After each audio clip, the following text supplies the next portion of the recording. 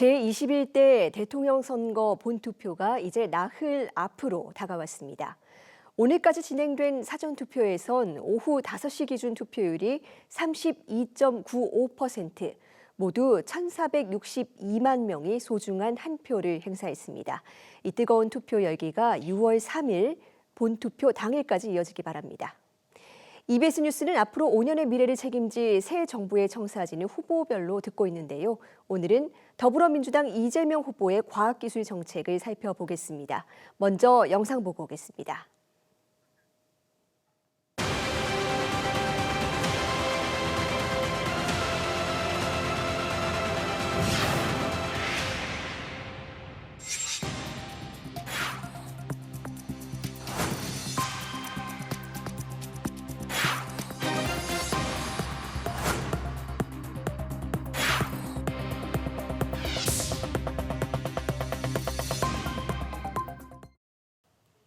네, 더불어민주당의 과학기술 공약, 이재명 후보 선대위에서 정책 부본부장을 맡고 있는 차지호 의원과 이야기 나눠보겠습니다. 이 인터뷰는 출연자 일정을 고려해서 실제 생방송과 똑같은 시간 제한 조건을 유지한 상황에서 사전 녹화로 진행됐음을 알려드립니다. 의원님 어서 오세요. 네, 반갑습니다. 네, 이번 대선에서 정말 주요 후보 대부분이 AI 산업을 굉장히 강조를 하고 있거든요. 그중에서도 이재명 후보는 이 공약 1순위가 바로 이 AI 산업 그렇죠. 육성입니다. 네. 어떤 이유에서 이렇게 결정하신 겁니까? 사실 어느 선거나 1호 공약 아니면 가장 중심 두는 거는 국민들 삶에 가장 뭐가 크게 영향을 미칠까를 고민을 둡니다.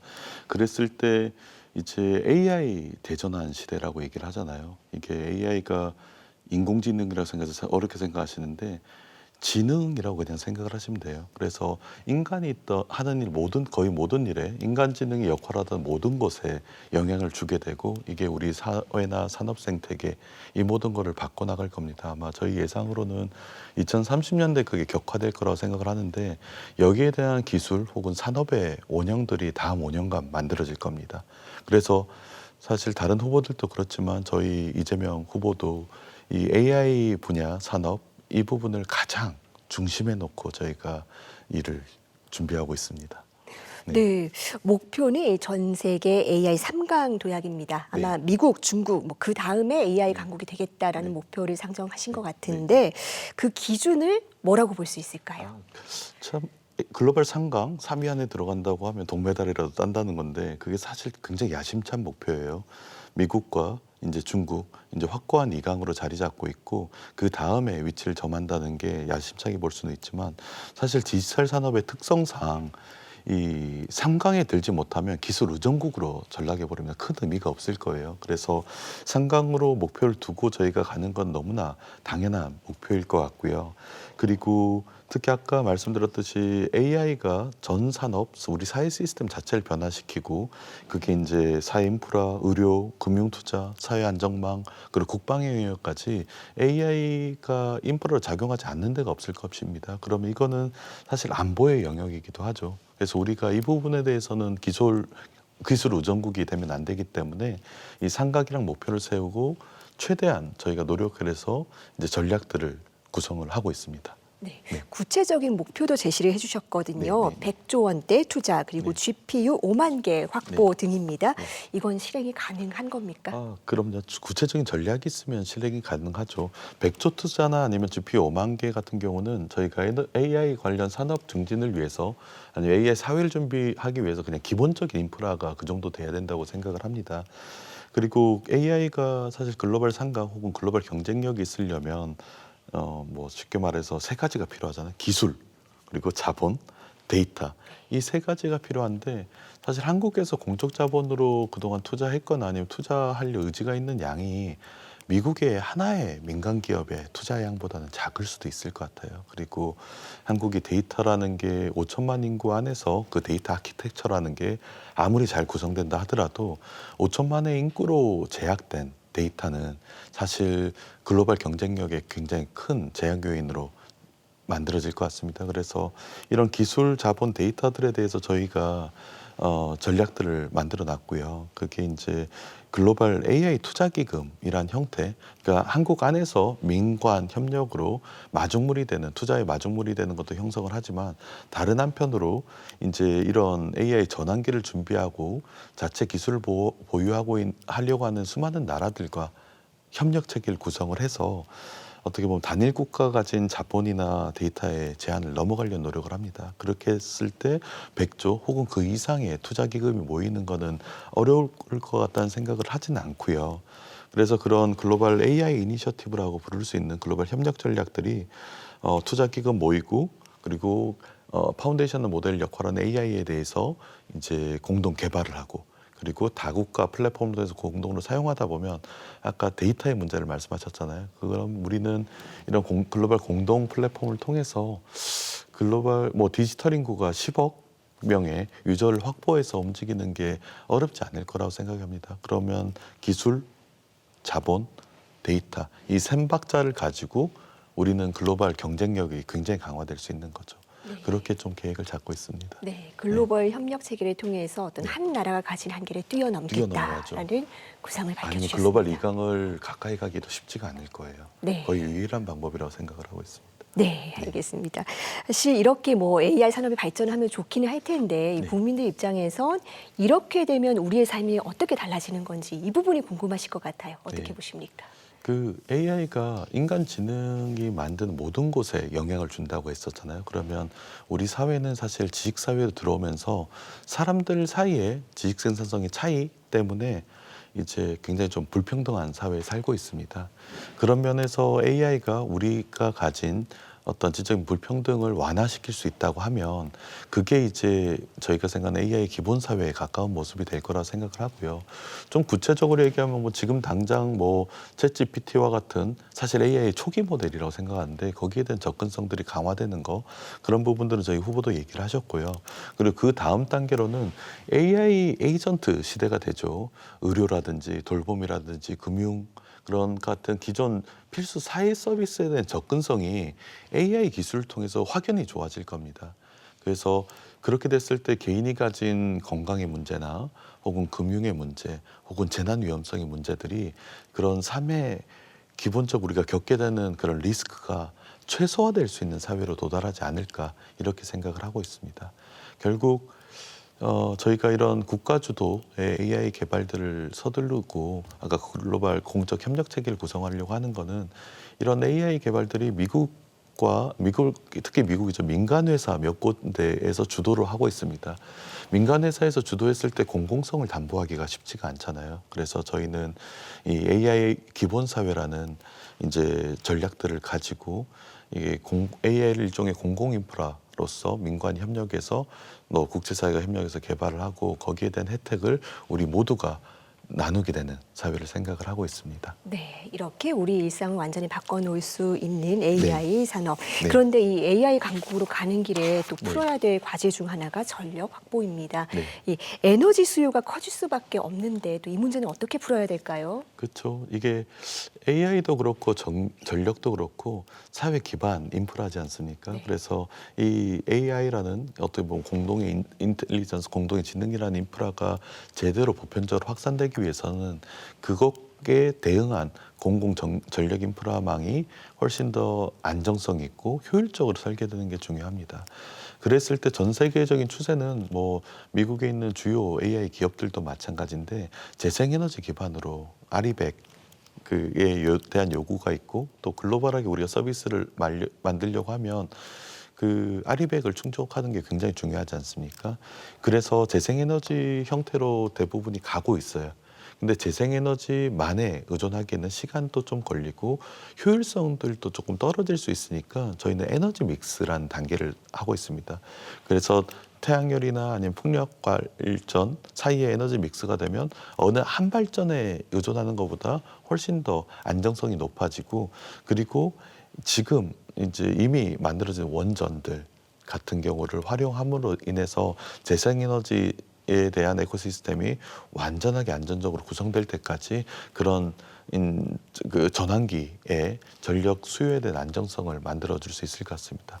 여기에서 아마 전력 생산, 재생에너지에 대한 전력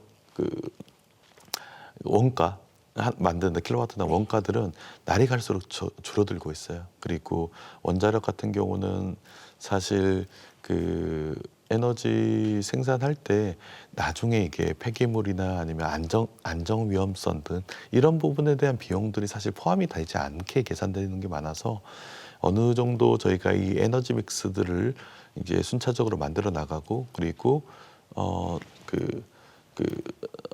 스마트 그리드 형태로 효율성을 높인다고 하면 저희 AI 시대에 걸맞는 형태의 안정성들이 만들어질 수 있지 않을까 생각하고 있습니다. 네. 네. 에너지 믹스 단계를 포함한 현실적인 계획까지 들어봤습니다. 네. 지금까지는 AI 산업 육성에 집중해서 이재명 후보의 구상을 자세히 들어봤는데요.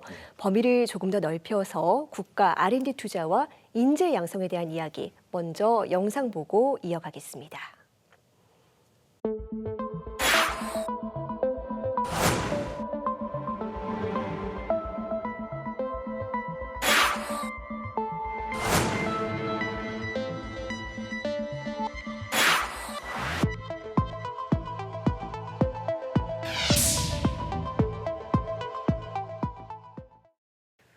네, 지금 영상에서 보신 대로 이 윤석열 정부에서 대표적으로 어려움을 겪었던 분야가 또 R&D 분야입니다.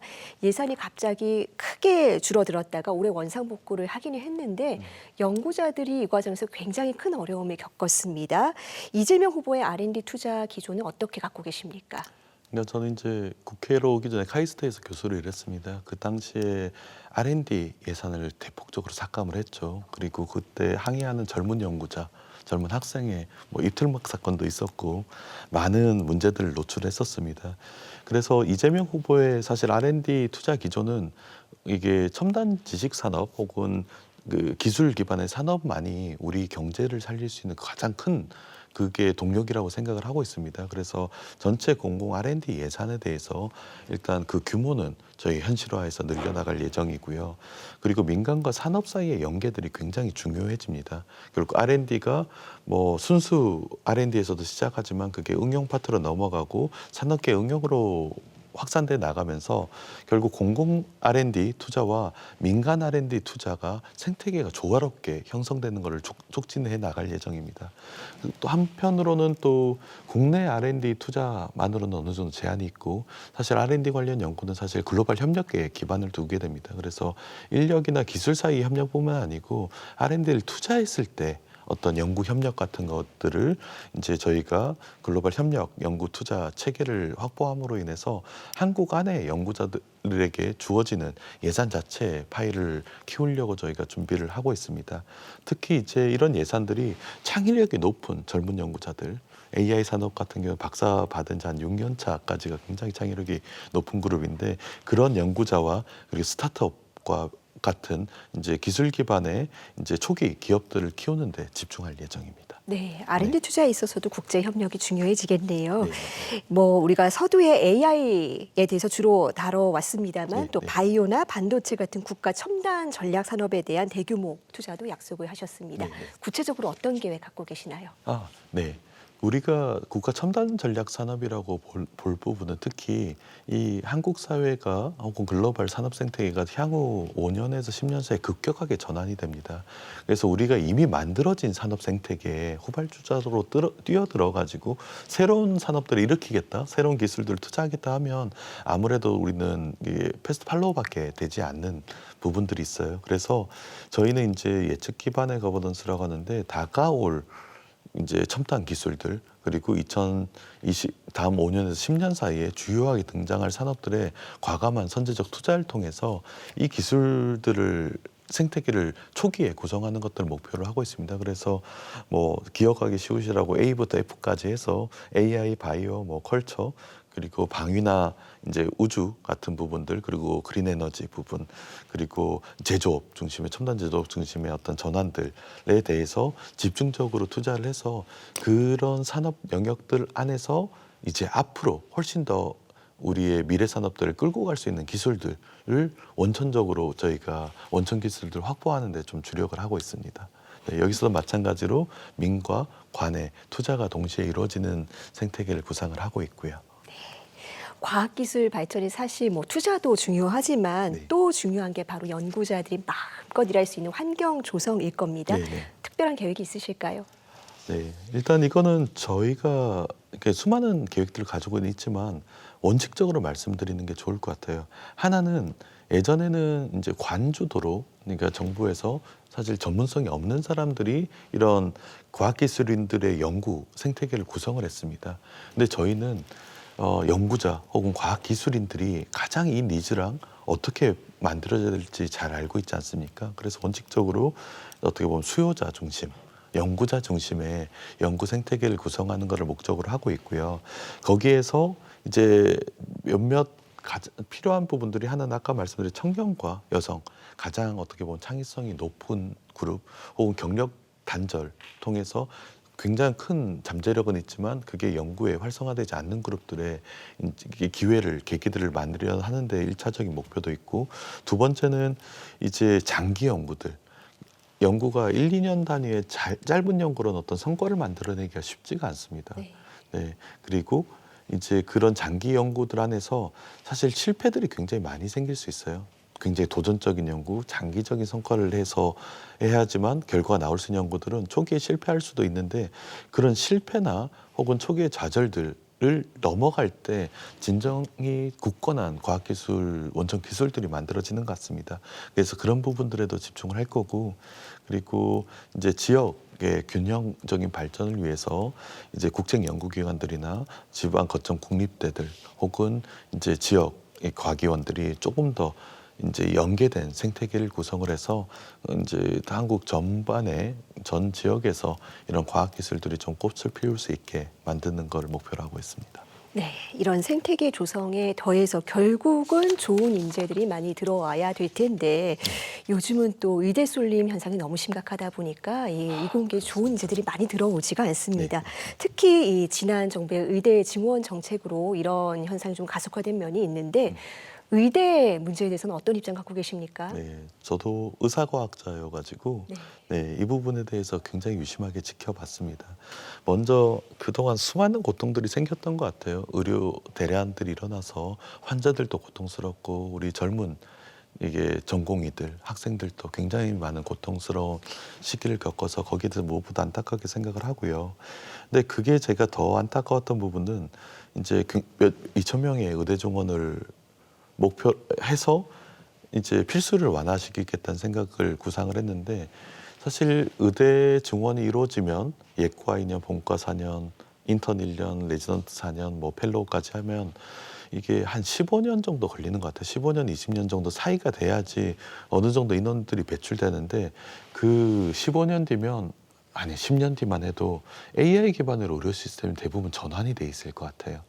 그랬을 때 과연 의대에 필요한 의료 인력 수급이 체계가 제대로 예측이 된 건지, 저는 이제 미래학을 예전에 연구했던 입장에서 이게 미래 전략에 대한 가장 예측 기반의 어떤 미래 전략에 대한 가장 실패의 사례인 것 같아요. 그래서 저희는 이제 의료 인력 수급 추계위원회가 구성이 됐을 때 인구 구조뿐만이 아니라 AI 등 기술 변화를 놓고 과연 얼마나 의료 인력이 필요한지, 그리고 필수를 외우기 위한 다른 방법들, AI나 그런 혁신적인 기술 기반의 디지털 인프라 기반의 공공성들을 어떻게 확보할지에 대한 노력들을 같이 경주를 할 거고요. 그리고 당장 지금 할 수 있는 공공의료 시스템을 어떤 방식으로 강화시킬지, 지역의 공공병원들은 어떻게 뭐 디지털 인프라랑 연계돼서 우리 환자들에게 보다 나은 접근성들을 만들어낼지, 이런 부분들을 고민을 하고 있습니다. 아마 훨씬 더 합리적이고 체계적이고 미래지향적으로 준비되지 않을까라는 생각을 하고 있습니다. 네, 지금까지 AI 3대 강국을 목표로 집중 투자를 약속한 이재명 후보의 과학기술 공약을 들어봤습니다. 이제 투표가 다음 주인데 유권자들 선택에 도움이 됐기를 바랍니다. 네. 오늘 말씀 여기까지 듣겠습니다. 네, 감사합니다. 감사합니다.